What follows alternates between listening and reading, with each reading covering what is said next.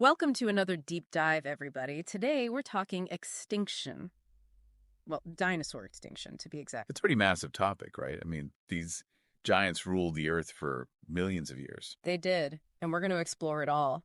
From their rise to their, well, very dramatic fall. Dramatic is an understatement.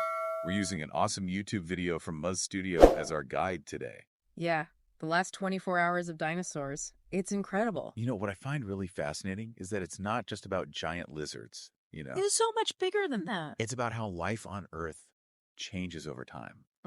And the incredible forces that can completely reshape it sometimes, like in an instant. It really makes you think about the big picture. Like, the video starts off with some surprisingly early discoveries. It's kind of crazy to think about those first encounters with, dinosaur evidence. Yeah, can you imagine being the first person to stumble across a giant bone and think, what on earth is this? Totally. That's exactly what happened back in 1677 with Robert Plot, this English naturalist. He found a giant bone, but back then science was so different, he actually thought it belonged to a giant human. Oh, wow. Giant human. Can you imagine? It must have been mind-blowing at the time. It seems so obvious now, but that was like the first step towards understanding these incredible creatures. Oh, absolutely. Yeah. And then, in 1819, William Buckland found a more complete fossil in England.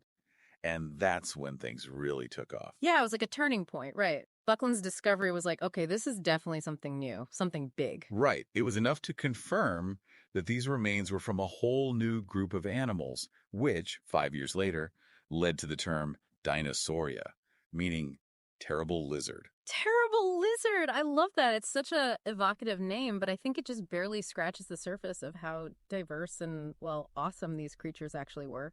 Oh, I agree.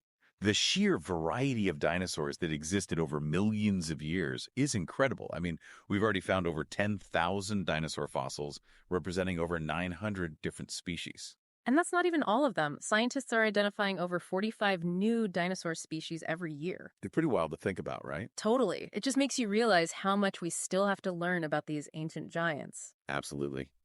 But before we get to, that final day, let's rewind. Let's go back to the beginning. The age of dinosaurs. What was it like back then? Okay, so picture this. It's 240 million years ago. Right. All the continents are jammed together in a massive supercontinent called Pangaea. Okay. The climate is much drier than it is today, and the first dinosaurs are starting to emerge. Oh. But these aren't the giant towering behemoths you might be imagining. These early dinosaurs were only about 2 to 4 feet tall. So not quite the terrifying monsters we see in the movies. Not quite yet. This was the Triassic period, a time of massive change that really set the stage for the dinosaurs' rise to global dominance. I see. So what happened next? Well, around 201 million years ago, there was this huge climate shift. It actually caused Pangaea to break apart. And this marked the end of the Triassic and ushered in the Jurassic period. The Jurassic period. Now we're talking. Yeah. This is when things start to get really big. I bet. The Jurassic period, which spanned from 201 to 145 million years ago, was the age of giants. This is where we see those massive, long-necked dinosaurs like Brachiosaurus. Wow. And ferocious predators like Allosaurus. Okay, so now I'm picturing those epic dinosaur battles you see in the movie. It's not that far off. That's so cool. Oh, and we can't forget about the first flying dinosaurs. Oh, yeah, the flying dinosaurs. Creatures like Archaeopteryx with their feathered wings. Amazing. They were a crucial link between dinosaurs and modern-day birds. It really highlights this constant evolution and adaptation happening throughout history. That's a really good point. It's easy to think of evolution as this slow, gradual process, but there were clearly periods of, rapid change and diversification. Absolutely. Okay, so we've got massive dinosaurs on land. We've got flying dinosaurs in the air. What happens next? Well, next up is the Cretaceous period, from 145 to 66 million years ago. Oh. This is where the dinosaur population really explodes. Explodes. And we see some of the most iconic creatures emerge, like Titanosaurus, the largest land animal to ever exist. Okay, how big are we talking? A whopping 77 tons. 77 tons. That's mind-boggling. It's hard to even imagine something that large. Right. And of course, no conversation about the Cretaceous would be complete without mentioning the king of the dinosaurs, Tyrannosaurus Rex. Oh, the T-Rex. That's the ultimate dinosaur celebrity. It really is. With its incredibly powerful bite and reputation as a fearsome predator, it's a true icon. But it wasn't all about size and ferocity during the Cretaceous. Right. You're right. This period also saw the appearance of the first grasses. It might not sound like a big deal, but it actually transformed the landscape and led to all sorts of interesting adaptations. Like what? Well, think about speedy dinosaurs like Ornithomimus.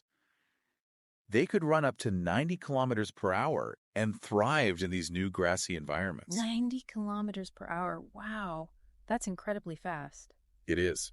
So we've got this incredible tapestry of life developing over millions of years, with dinosaurs evolving, adapting, ruling the earth. It's hard to imagine anything disrupting that. It is, but as we know, something did. Yeah, that brings us to the cataclysmic event that changed everything, the asteroid impact. Exactly. But before we dive into that, let's just take a moment to appreciate the incredible diversity and vastness of the age of dinosaurs. It really sets the stage for understanding just how big of a deal this event was. Agreed. Okay, everyone, we'll be back in just a minute to talk about that fateful day. All right, so we've left off with this thriving dinosaur ecosystem. They must have felt like, their world would just go on forever. Yeah, it's hard to imagine what that day, 66 million years ago, must have been like for them. Like, can you even paint a picture of it? I mean, we can try. Imagine you're a dinosaur, right? You're just going about your day. Okay. Maybe the sun is shining, you're looking for food or taking care of your young. Sounds pretty peaceful, actually. It does, doesn't it? And then everything changes. You see this blinding light streak across the sky. Oh, no. And it's getting bigger, brighter. It's not a shooting star, is it? It's an asteroid. Yeah. A massive, massive chunk of rock, 10 to 15 kilometers wide. Whoa. 10 to 15 kilometers wide. That's huge. Yeah, and it's hurtling towards Earth at 20 kilometers per second. Okay, so wait, how fast is that in miles per hour? Over 44,000 miles per hour. So there's no time to react. Not really. I mean, would they even understand the danger if they saw it? Yeah, good point. I guess we'll never know. And then, in an instant, this colossal object slams into the Yucatan Peninsula in what's now Mexico. So that's it. Game over for the dinosaurs. Like, everything on Earth just poof, gone. Well, not quite everything, but it was definitely an extinction-level event. I mean, the energy released upon impact was just mind-blowing. Scientists estimate it was 1 billion times more powerful than the atomic bombs dropped on Hiroshima and Nagasaki combined. 1 billion times. It's hard to even fathom. It really is. The immediate effects would have been devastating. Anything near the impact zone would have been vaporized instantly. Wow. And it left a crater, right? A massive one, 180 kilometers wide. It's like something out of a movie. But the impact itself wasn't the only problem, was it? The video mentioned a whole chain reaction. Oh, absolutely. The impact triggered massive earthquakes, volcanic eruptions, you name it. Huge amounts of debris were ejected into the atmosphere, blocking out the sun. So it's like a domino effect. One disaster leads to another. Exactly. All that dust and debris in the atmosphere had a cooling effect, causing temperatures to plummet.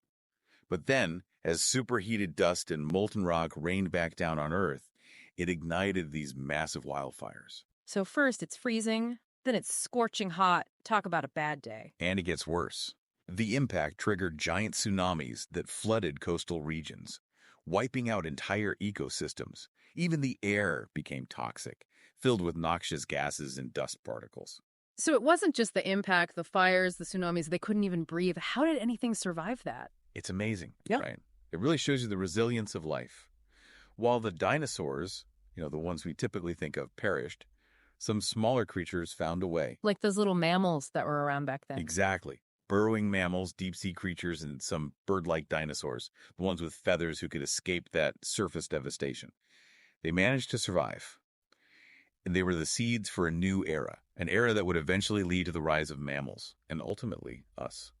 So we owe our existence to this catastrophic event. In a way, yes. It's incredible to think about. It really highlights how interconnected and fragile life on Earth is. Yeah, one seemingly random event and everything changes. But it's also a story of resilience, and adaptation. What happened after the dust settled, so to speak? Did life just kind of pick up where it left off? It's hard to imagine. Like, life just restarted, but different. Yeah, it definitely wasn't a clean slate. The world was changed. The dinosaurs were gone. But life found a way to keep going. And those little survivors had this whole new world to themselves, a world without dinosaurs. Exactly. It's almost like hitting the reset button on evolution. And those small, adaptable creatures, they were the key to everything that came after. Which brings us to a pretty mind-blowing question. Okay, I mean, What if the asteroid had missed? What if the dinosaurs hadn't been wiped out? What would our world be like today? Whoa. Okay, so now I'm picturing like dodging a T-Rex on my way to work. It's fun to think about, isn't it? It is, but it also makes you realize just how fragile life on Earth really is. One seemingly random event and everything changes. Exactly. And it underscores how important it is to understand our planet's history, not just for the sake of knowledge, but for our own survival. That's a good point. So, what can we learn from the dinosaurs? What can we do to avoid a similar fate? Well, think about it. The dinosaurs were incredibly successful for over 180 million years. They adapted to changing environments, evolved into all these amazing They species. ruled the planet. They did. But they couldn't adapt to a sudden catastrophic event like that asteroid impact. So, it's not just about being strong or adaptable, it's about being prepared for the unexpected. Right.